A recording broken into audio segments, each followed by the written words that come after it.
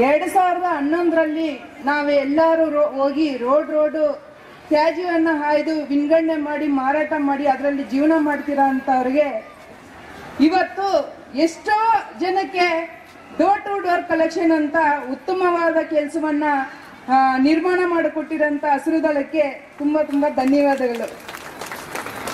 ಯಾರೇ ಗೌರ್ಮೆಂಟ್ ಆಗಿರ್ಬೋದು, ಪರಿಸರವಾಗಿ ಕೆಲಸ ಮಾಡ್ತಾ ಇರೋದಾಗಿರ್ಬೋದು, ಇಂಡಿವಿಜುವಲ್ ಪೀಪಲ್ ಆಗಿರ್ಬೋದು, ಮತ್ತೆ ಈವನ್ ಇಪಿ ಅವರು ಎಲ್ಲರೂ ಕೂಡ ಇವತ್ತು ಜಸ್ಟ್ ಟ್ರಾನ್ಸಿಷನ್ ನಲ್ಲಿ ವೇಸ್ಟ್ ಸ್ಪೀಕರ್ಗೆ ಜಸ್ಟ್ ಟ್ರಾನ್ಸಿಷನ್ ಅನ್ನೋದ್ರ ಬಗ್ಗೆ ಮಾತಾಡ್ಬೇಕಾದ್ರೆ ನಮ್ಗೆ ತುಂಬಾ ಹೆಮ್ಮೆ ಅನ್ಸುತ್ತೆ.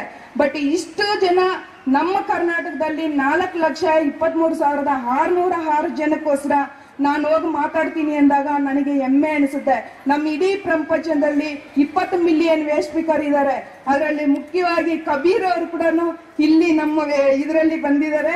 ಬಟ್ ಈ ಪ್ಲಾಸ್ಟಿಕ್ ಡೀಟೇಲ್ ಮುಖ್ಯವಾಗಿ ಕಬೀರ್ ಅವರು ಕೂಡ ತುಂಬಾನೇ ನಮ್ಮ ಜೊತೆ ನಮಗೆ ಯಾವ ರೀತಿ ಮಾತಾಡಬೇಕು, ನಮ್ಗೆ ಏನ್ ಡಿಮ್ಯಾಂಡ್ಗಳಿದೆ ಅಂತ ಅವರು ತಿಳಿಸ್ಕೊಟ್ಟು ಇದ್ ಮಾಡಿದ್ರು.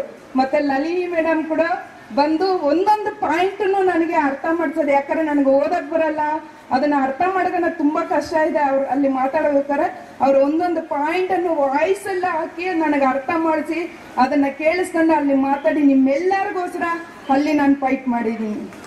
ಥ್ಯಾಂಕ್ ಯು, ಧನ್ಯವಾದಗಳು.